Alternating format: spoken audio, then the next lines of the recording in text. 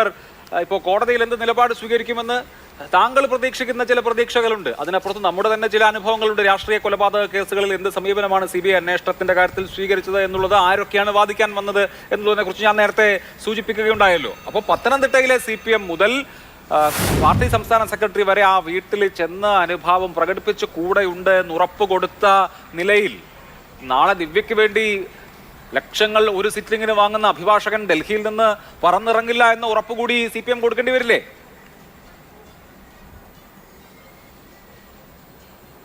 അഭിലാഷ്, ഇതിൽ നമ്മൾ കാണേണ്ട ഏറ്റവും പരമപ്രധാനമായിട്ടുള്ള കാര്യം, ഒരു കുറ്റാരോപിത നിലയിൽ ദിവ്യ അനുഭവിച്ചിട്ടുള്ള രാഷ്ട്രീയവും സാമൂഹികവും അതുപോലെ നിയമപരവുമായിട്ടുള്ള പ്രശ്നങ്ങളെ കൂടി നാം ഇക്കാര്യത്തിൽ കാണണം. ദിവ്യ ഇപ്പോൾ കുറ്റാരോപിതയാണ്. കാര്യം താൻ പറഞ്ഞുപോയ വാക്കുകൾ കൊണ്ട് മുറിവേറ്റൊരു മനുഷ്യൻ ആത്മഹത്യ കൊണ്ട് വായ്ക്കരിയിടപ്പെട്ടിട്ടുണ്ട്. അതൊരു വസ്തുതയാണ്. ആ തെറ്റിദ്ധരിക്കപ്പെട്ട് പറഞ്ഞതിൻ്റെ വാക്കുകൾ മൂലം ഒരു മനുഷ്യന് മുറിവേറ്റ് മരിക്കേണ്ടി വന്നിട്ടുണ്ട് എന്നുള്ളത് വസ്തുതയാണ്. അത് ദൃശ്യങ്ങളോളം നമ്മുടെ മുന്നിൽ തെളിവുകളായി നിലവിലുണ്ട്. അതുകൊണ്ട് 11 ദിവസക്കാലം സുദീർഘമല്ല എന്ന അർത്ഥത്തിൽ ജയിൽവാസത്തെ അങ്ങനെ കുറച്ച് കാണേണ്ടതില്ല. ഒരു ജില്ലാ പഞ്ചായത്ത് അധ്യക്ഷയായിരുന്ന ഒരു വ്യക്തി തൻ്റെ വൃദ്ധരായ മാതാപിതാക്കളെ സംരക്ഷിക്കേണ്ട ചുമതലയുള്ള ഒരു മകളെന്ന നിലയിൽ, തൻ്റെ പ്രായപൂർത്തിയായ മകളെ സംരക്ഷിക്കേണ്ട അമ്മയെന്ന നിലയിൽ, ഭർത്താവിനെയും ബന്ധുക്കളെയും സംരക്ഷിക്കേണ്ട ഒരു ഭാര്യ എന്ന നിലയിൽ ആ സ്ത്രീ അനുഭവിച്ചിട്ടുള്ള വേദനകളെ നിങ്ങൾ ഒരു തരത്തിലും ചർച്ച ചെയ്യുന്നില്ലല്ലോ. ഒരു വാക്കുകൊണ്ട് തെറ്റിദ്ധരിപ്പിക്കപ്പെട്ട ഒരു വാക്ക് പറഞ്ഞു പോയതിൻ്റെ പേരിൽ ഒരു മനുഷ്യൻ ആത്മഹത്യ ചെയ്തു. ആ ആത്മഹത്യയുടെ കുറ്റാരോപിത എന്ന നിലയിൽ നിയമത്തിന് മുന്നിൽ ഇപ്പോൾ നിൽക്കുകയാണ്. അവർക്കും നീതി ലഭിക്കേണ്ടതുണ്ട്. അവരുടെ നീതിയെ സംബന്ധിച്ച് പോലും നമുക്കൊരിടത്ത് പോലും നിങ്ങൾ ഒരു വാദമുഖങ്ങളും ഉന്നയിക്കുന്നില്ല. പകരം അവരേതോ ഗൂഢാലോചന നടത്തി, അവരേതോ പെട്രോൾ പമ്പ് നടത്തി, നാളിതുവരെ ഏതെങ്കിലും ഒരു തെളിവ് ഈ പ്രോപ്പർ ചാനലെന്നോ അതല്ലെങ്കിൽ പ്രതിപക്ഷമെന്ന് പറയുന്ന ആളുകൾക്കോ ഏതെങ്കിലും തരത്തിൽ അഴിമതിയുടെ കറ പുരണ്ട കൈകളായിരുന്നു ദിവ്യയുടേതെന്ന് തെളിയിക്കുന്ന ഒരു തെളിവിന്റെ കണികയെങ്കിലും സമൂഹത്തിന് മുന്നാകെ വെക്കാൻ കഴിയും. നിങ്ങൾ ഉന്നയിച്ച ആരോപണങ്ങൾക്കപ്പുറം ഏതെങ്കിലും ഒരു തെളിവ് ഇതുവരെ ഉന്നയിക്കാൻ കേരളത്തിലെ ഒരു സാധിച്ചിട്ടുണ്ടോ? നവീൻ ബാബുവിന്റെ കൈകൾ അഴിമതിയുടെ കറ പുരണ്ടതാണെന്ന് എവിടെയെങ്കിലും പറഞ്ഞിട്ടുണ്ടോ?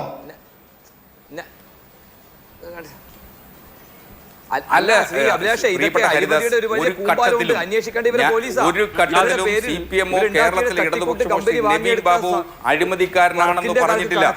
അദ്ദേഹത്തെ പോലെ സത്യസന്ധനും നീതിമാനുമായ ഒരു ഉദ്യോഗസ്ഥൻ ആത്മഹത്യ പാടില്ലായിരുന്നു എന്ന് തന്നെയാണ് കടുത്ത നിലപാട്.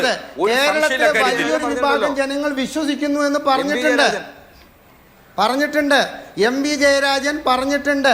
വലിയൊരു വിഭാഗം ജനങ്ങൾ വിശ്വസിക്കുന്നു നവീൻ ബാബു കൈക്കൂലിക്കാരനാണ് എന്ന്. അങ്ങനെ ജയരാജൻ പറയാൻ പാടില്ലായിരുന്നു. ഒരു സാധാരണ CPM പ്രവർത്തകൻ പറയട്ടെ.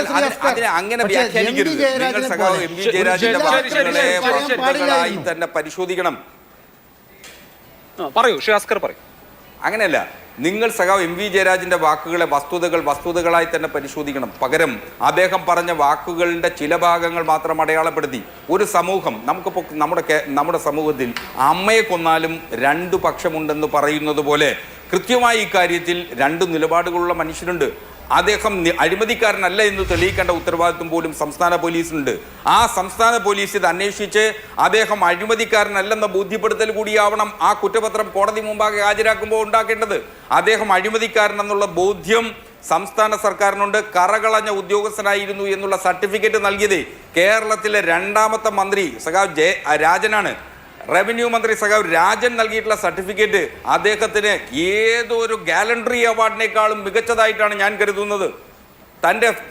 തൻ്റെ വകുപ്പിലെ ഒരു ഉദ്യോഗസ്ഥനെ സംബന്ധിച്ച് ഇത്രയും സുതാര്യമായി അദ്ദേഹം പറഞ്ഞിട്ടുണ്ട് സമൂഹത്തിന് മുമ്പാകെ. ഈ ആത്മഹത്യയുടെ തൊട്ടടുത്ത മണിക്കൂറുകളിലാണ് അദ്ദേഹം സമൂഹത്തോട് സംവദിച്ചതെന്നുകൂടി എടുത്തു പറയേണ്ടതുണ്ട്. അപ്പോൾ അദ്ദേഹത്തെക്കുറിച്ച് ഈ സമൂഹത്തിനോ CPMനോ അതുപോലെ കേരളീയ പൊതുസമൂഹത്തിൽ ഒരാൾക്ക് പോലും അദ്ദേഹം അഴിമതിക്കാരനാണെന്ന ബോധ്യമില്ലെന്നേ. അപ്പോൾ ആ അഴിമതിക്കാരനല്ല എന്ന ബോധ്യത്തിൻ്റെ കൂടി ഉറപ്പ് ലഭിക്കേണ്ടത് അദ്ദേഹം കോടതി അദ്ദേഹത്തെക്കുറിച്ച് ഈ കേസിന്റെ അന്വേഷണം നടത്തി കോടതി മുമ്പാകെ ഫൈനൽ റിപ്പോർട്ട് സമർപ്പിക്കുമ്പോൾ മാത്രമാണ്.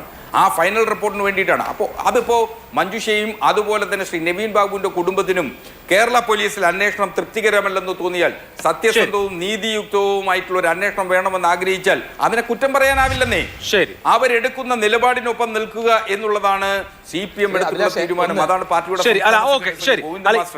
അസന്നിഗ്ധമായി പറഞ്ഞത് ഞങ്ങൾ നവീൻ ബാബുവിന്റെ ശരിയല്ല, ആ കുടുംബത്തോടൊപ്പമാണ്. ഗോവിന്ദൻ മാസ്റ്ററുടെ വാക്കുകളെ തന്നെ അവിശ്വസിച്ചുകൊണ്ടാണ് ഈ ഹർജി കൊടുത്തിരിക്കുന്നത്. ഞാൻ അതിന്റെ വിശദാംശം